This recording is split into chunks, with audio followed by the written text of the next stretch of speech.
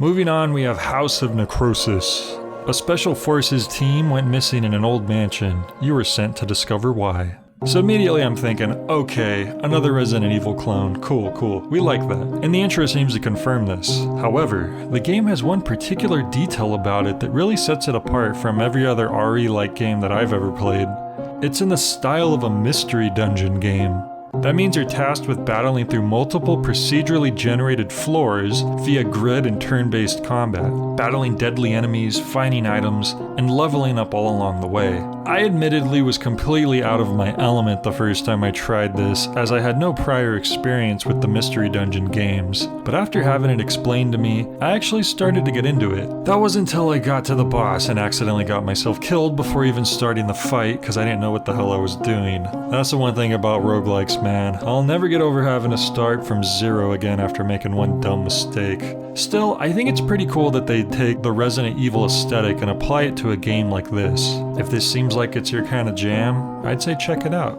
Alright, next up is Mothered, an immersive first-person horror adventure game where you play as Liana, a young girl who arrives home after major surgery and is met with a strange mannequin claiming to be her mother. Now this was a demo that I was excited for as soon as I saw the devs who made it, Enigma Studio. As it so happens, they were behind Echostasis, one of my favorite demo experiences from the last collection, so we know we're in for something good here. Mothered begins with us in the role of a recently unsickened child in the backseat of a car as our father drives us home from the hospital, which we've apparently been at for quite a while. He keeps telling us cryptic things like it's important we remember how things used to be, and after dropping us off he even says, "I'd give you a hug, but I can't let you see my face, it wouldn't be safe." This disturbing dialogue really makes us question if things are what they seem. Speaking of perception, this is where I really want to focus on the visuals of the game. I already loved the look Echostasis had before, but I feel like this game just cranks it up even further. I'm not even sure how to properly describe it, but the best I can explain is it looks somehow lo-fi, yet disturbingly realistic at the same time. The lighting, weather effects, and reflective surfaces are so hyper-detailed, it feels like we shouldn't even be in the gameplay right now. It's like we're playing what would be a pre-rendered cutscene in any other game. I have no idea how they did this or how my computer's running it, but I love it. Anyway, we enter our home, and if it's feeling dark and empty, that's because it is. Mom's apparently gone off to bed early, so the only thing we can really do is follow suit and hope we see her in the morning. Morning comes along, and there she is. It's Mom, moving around like a Chuck E. Cheese animatronic. She decides to give you a tour of her own house because apparently we've lost her memory since having an operation, and if you're concerned about her keeping up, don't be. Mom is apparently omnipresent. Adding to the surreal quality of everything, time here seems to only move in leaps. Meaning, you'll be in one part of your home, a time skip occurs, and then it cuts back to you in the same exact spot but hours later. The concept of being outside during the daytime, and then you blink and suddenly it's dark out, is pretty unnerving. Between the creepy mannequin mother, the older brother who may or may not exist because he refuses to let us into his room, to the endless horizon that seems to stretch out forever into a blur, this whole thing plays like a discomforting dream. On top of that, somehow it feels like something even darker is going on that we aren't quite aware of. But how much farther can this go? Once again, this is one of the hypest demos on the collection for me, and as it so happens, the full version of this game is currently available on Steam for 50% off. Hint hint. Next we have Enchain, a frenetic FPS adventure inspired by Dark Souls and Quake. Uncover a deprived world with hidden paths, secret artifacts, and monstrous enemies. Here we play as a skeleton making its way through underground corridors, with our main method of combat and mobility being a lantern chain thing. Using this we can bop enemies, juggle them, pull them, all kinds of stuff. We can even convert enemies we catch into bullets for a gun we find. When we aren't using our chain for destruction, we're using it to swing and zip ourselves to places that we couldn't reach otherwise, helping us traverse the dungeon and find keys needed to progress. This is a pretty cool idea for a game, though I have to admit that I was struggling greatly with the controls. For the entirety of the demo, I couldn't quite get a grasp on how the chain worked exactly, especially in regards to grabbing and releasing enemies and objects when I wanted to. Maybe the controls are just too big brain for me, or maybe I'd handle them better on a gamepad. Now on the Blast Cats. Enter the 3D world of Blast Cats and help Cece run, jump, bomb, and hammer her way to victory. Adventure explodes onto the world. Hang in there, baby. This demo, more than any other in the collection, feels the most authentically close to a genuine PS1 game, I think. The aesthetic and gameplay is just spot on. The main areas of the game are shown in what I like to call the doll's house perspective, like you'd see in something like an old Crash Bandicoot level, or Wario World for example. Speaking of Wario World, the other main sections of the game take place inside of these coffins, which take you to a void dimension, where you complete challenges to collect the special items needed for you to actually beat the level. And also like Wario World, rotating the camera is exclusive to these zones. At first you're just doing simple stuff like using bombs to take out targets or bowling pins, but eventually you start doing more complicated stuff, like actually using the explosion of your bombs to help you reach other platforms. The outside areas are more focused on exploration, getting upgrades which increase the max amount of bombs you can have out at once, and opening up new areas to help you find more coffins or progress to the boss door.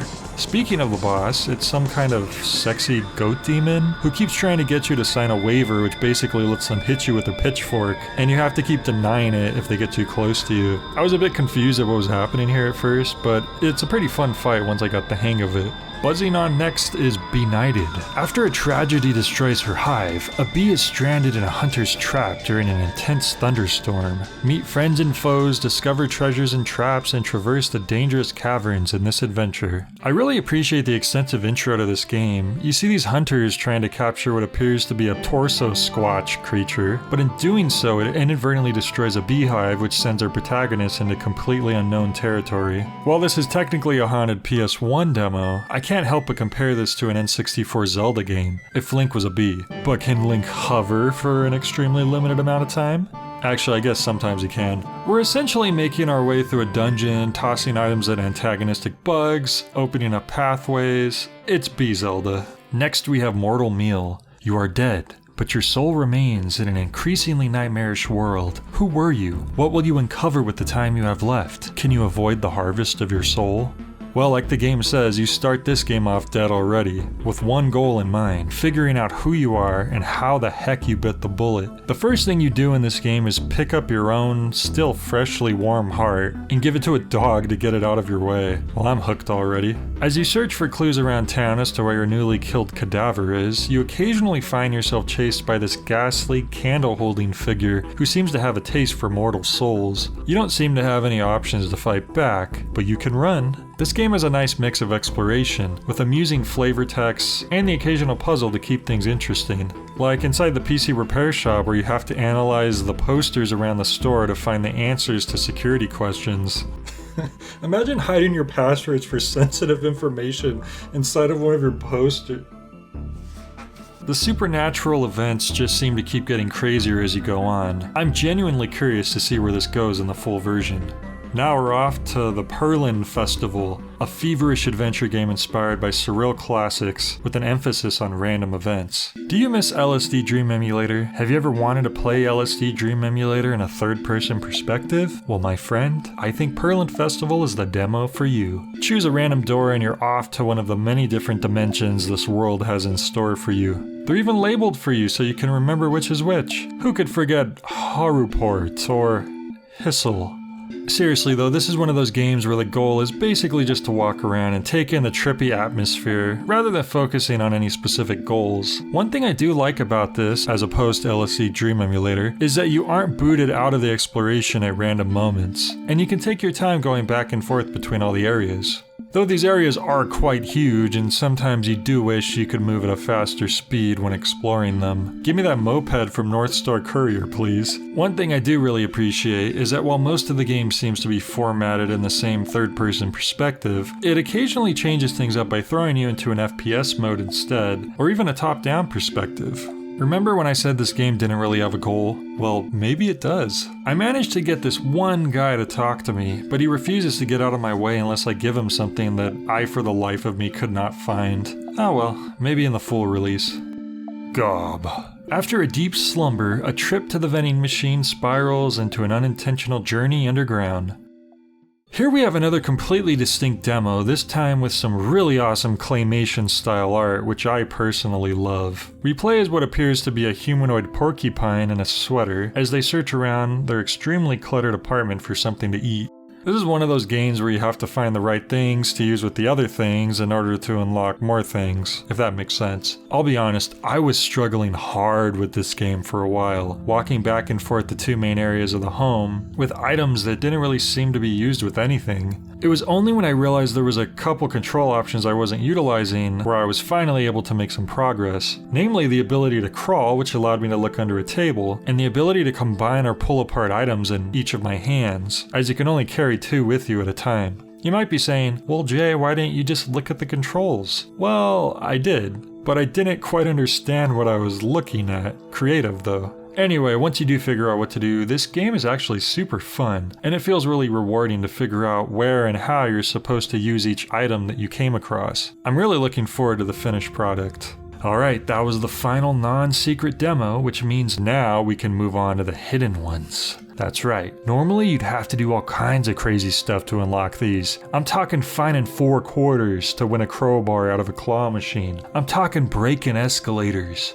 I'm talking finding 4 more quarters in order to operate in an overpriced arcade cabinet. You know, that sort of stuff. The first secret game is called Arcade Whoa, the hottest arcade this side of reality. So the concept here is that you've somehow gotten yourself stuck within a small arcade inside of hell. I guess hell is still stuck in the 80s. But don't worry, there's plenty of friendly characters you can chat with to keep yourself busy for the rest of eternity. Actually though, your goal here is to save up as much tickets as possible, since the top prize happens to be the ability to buy back your soul, and presumably escape this place. You're not exiting this way anyhow, unless you want to become charred bones. So your 2 methods of gathering tickets is to either look around the arcade and grab the scattered ones that respawn on occasion, or you can play the one working game cabinet in the place, which is basically a clone of Asteroids. If you can manage to beat some of the high scores of the other arcade goers, however, they'll reward you with tickets and sometimes tips, which gives you upgrades for your ship, making it easier to score more points. Other than that, you can increase your ticket gaining multiplier by buying up items from the redemption booth. So apparently buying these things isn't a waste of time after all. I actually really enjoy this concept for a game, though I do wish you could unlock more game cabinets as you go on, as playing Asteroids over and over again does get tedious after a while. Thankfully the dialogue of the various monsters is entertaining enough to keep you going and see what happens when you finally get enough tickets to buy your soul back. But I wouldn't want to spoil that, now would I?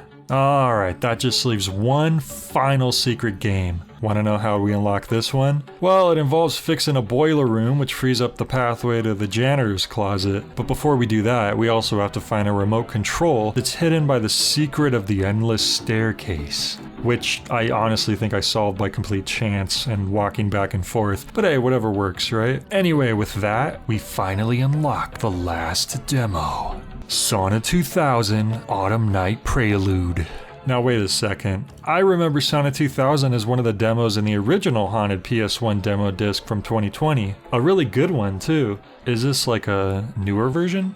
This one boots up in a really unique way. Rather than going straight to the actual demo, we're taken to some kind of cosmic entity's bathtub where we meet good old Scully. Here he gives us detailed instructions on how the gameplay works. Then a big bird drops a golden egg which he tells us to throw into the sky, which then breaks a hole in the ceiling of space. What does any of this have to do with Sauna 2000? I'm not really sure. After we complete our tasks here, including picking up this axe, things go meta, and then Sauna 2000 itself finally launches. Or at least it attempts to launch. For some reason, out of all the demos, I had an extremely hard time getting this one to work at all, and I found it crashing multiple times. It must be a really powerful game. When it does finally boot up, it is indeed a completely revamped version of the original Sauna 2000 demo. One of the key differences here is that there's another character here with you on the docks waiting for you to set the sauna up, which, I don't know, kind of makes the concept of rushing to prepare the sauna before sundown a lot less creepy than the original.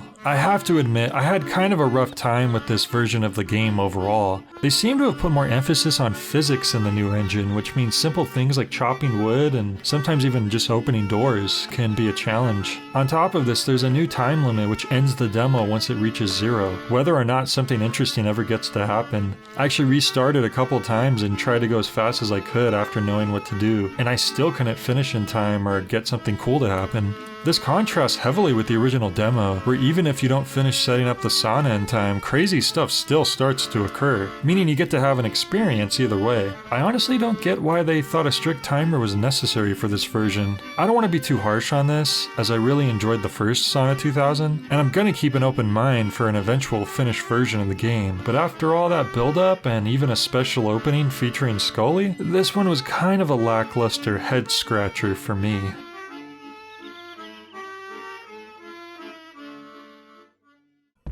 Well, this year's demo disc may have not have ended in a bang, but it was still a pretty awesome collection of demos overall, many of which I hope to eventually see full versions of in the future. It seems that with this I've finally caught up on all the haunted PS1 demo discs since they didn't make a new one this year. Well, I hope you guys keep making more, because what else am I going to review on Halloween every year?